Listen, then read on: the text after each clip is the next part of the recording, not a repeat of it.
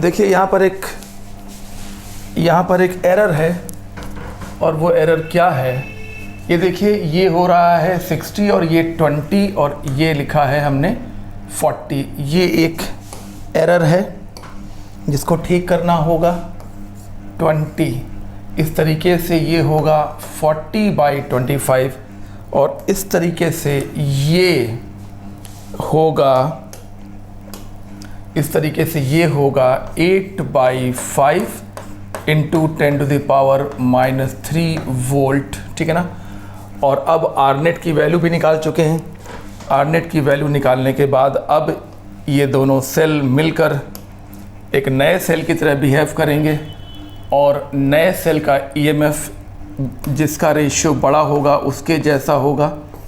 तो क्योंकि ये रेशियो Xi2/R2 बड़ा है और Xi1/R1 छोटा है, इसलिए जो नेट सेल बनेगा वो बड़े रेशियो वाले के जैसा बनेगा।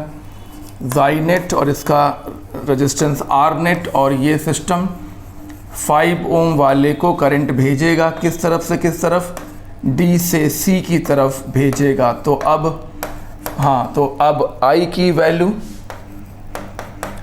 Net EMF upon R external plus net R internal. तो नेट ईएमएफ कितना है, 8/5 इंटू 10⁻³ R एक्सटर्नल 5 है और R इंटरनल 6 है।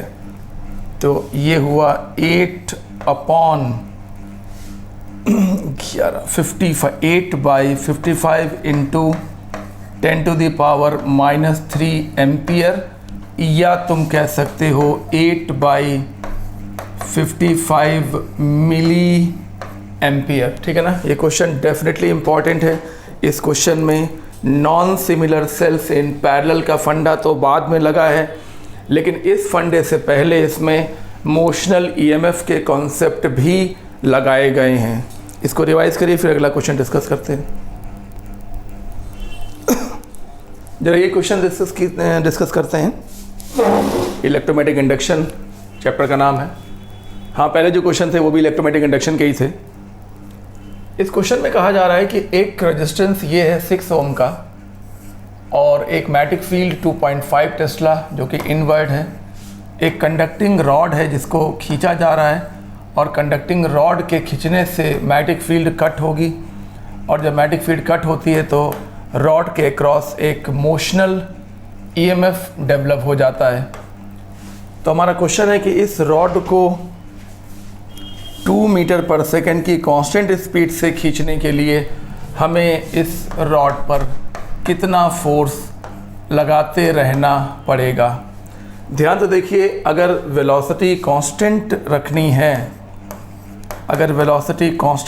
है, मतलब एक्सीलरेशन 0 रखना है, और अगर एक्सीलरेशन 0 रखना है तो इस फोर्स के अपोजिट में, अगेंस्ट में एक और फोर्स ज़रूर होगा जिसे हम लोग कहते हैं मैग्नेटिक फोर्स, और यही दोनों एक दूसरे को बैलेंस करेंगे। तो नेट फोर्स 0 रखना है, मतलब क्योंकि एक्सीलरेशन 0 रखना है मतलब नेट फोर्स 0 रखना है, यानी कि एक्सटर्नल फोर्स मैग्नेटिक फोर्स को बैलेंस करना चाहिए। तो उसके लिए पहले हमको मैग्नेटिक फोर्स क्या होगा, मैग्नेटिक फोर्स होगा BIL, और इसके लिए हमको पहले करंट कैलकुलेट करना पड़ेगा, और करंट कैलकुलेट करने के लिए पहले हमको EMF कैलकुलेट करना पड़ेगा। EMF is equal to BVL, B की वैल्यू 2.5 टेस्ला, वेलोसिटी 2 और लेंथ 1.2, तो ये हो गया 5 इंटू 1.2 मीन्स 6 वोल्ट, और current is equal to EMF upon resistance, यानी कि 6/6 मतलब कि 1 एम्पियर। ये करंट की वैल्यू आ गई। उसके बाद यहाँ आ जाइए, हमें वेलोसिटी कांस्टेंट रखनी है, मतलब एक्सीलरेशन 0 रखना है, मतलब नेट फोर्स 0 रखना है, मतलब लेफ़्ट फोर्स और राइट फोर्स एक दूसरे को बैलेंस करने चाहिए, यानी कि हमारे द्वारा लगाया गया एक्सटर्नल फोर्स मैग्नेटिक फोर्स के साथ बैलेंस होना चाहिए, काउंटर होना चाहिए। तो B की वैल्यू 2.5, करंट की वैल्यू 1 और लेंथ की वैल्यू 1.2 तो यहाँ से आ रहा है 24 और 6 30, ये हो गया 3 न्यूटन का फोर्स हमें लगाते रहना पड़ेगा। क्वेश्चन का बी पार्ट है, at what rate energy delivered to the resistance. Resistance को जो एनर्जी डिलीवर होती है, तो रेट ऑफ एनर्जी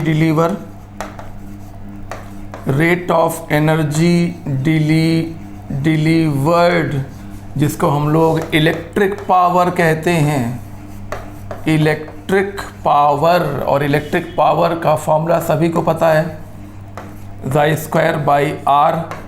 ईएमएफ की वैल्यू कितनी आई है? ईएमएफ की वैल्यू 6 आई है, यानी कि 36 बाई रेजिस्टेंस कितने ओम का है?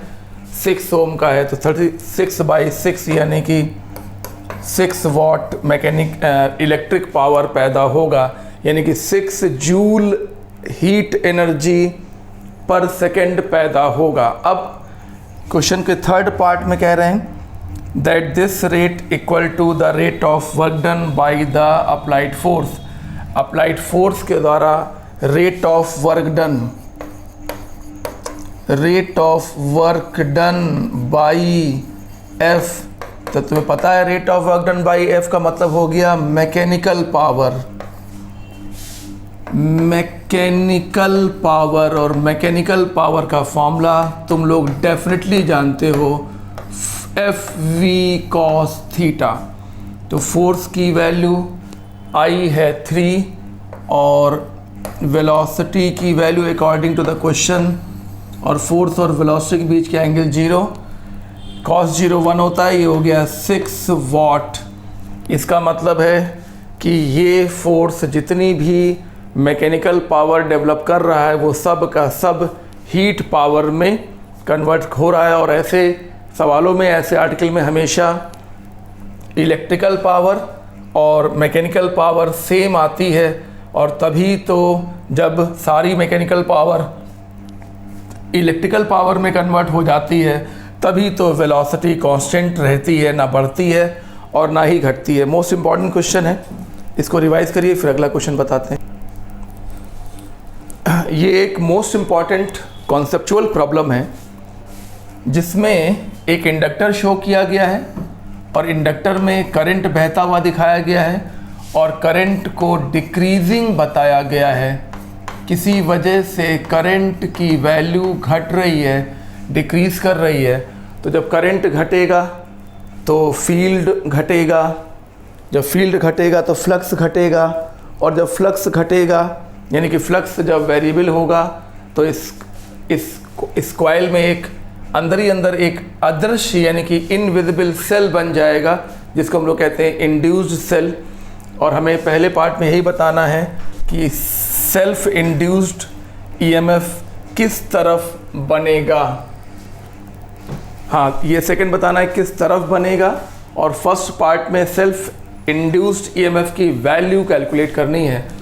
तो सेल्फ इंड्यूस्ड ईएमएफ जो कि -LdI/dt होता है, यानी कि L की जगह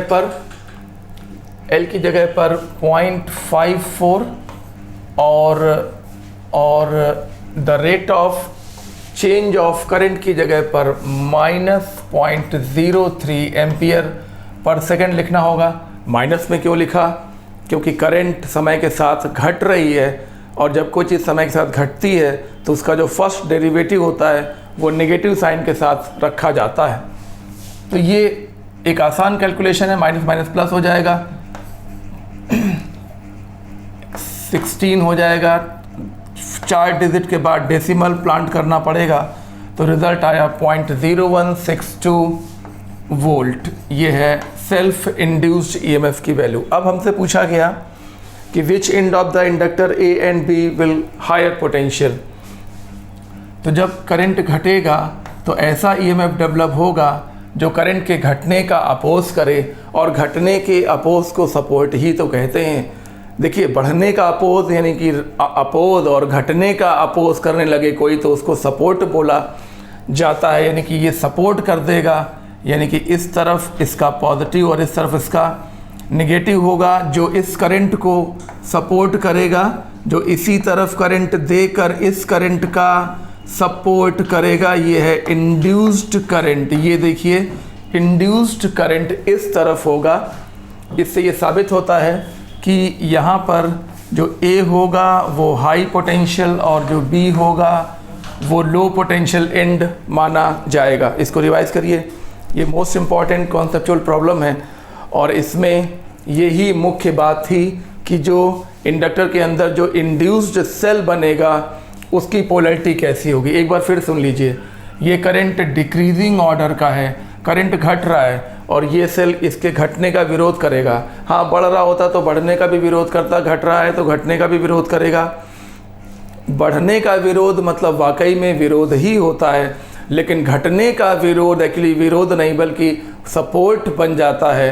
तो ये घट रहा है तो ये सेल ऐसा बनेगा, जो इसके सपोर्ट में बने तो ऐसा बनेगा कि इंड्यूस्ड करंट वायर में बहने वाली मेन करंट को सपोर्ट कर जाए। इसका मतलब ये इधर प्लस और इधर माइनस होना चाहिए, मतलब ये हाई पोटेंशियल और ये लो पोटेंशियल एंड होना चाहिए। ठीक है, इसको रिवाइज करिए, फिर अगला क्वेश्चन बताते हैं।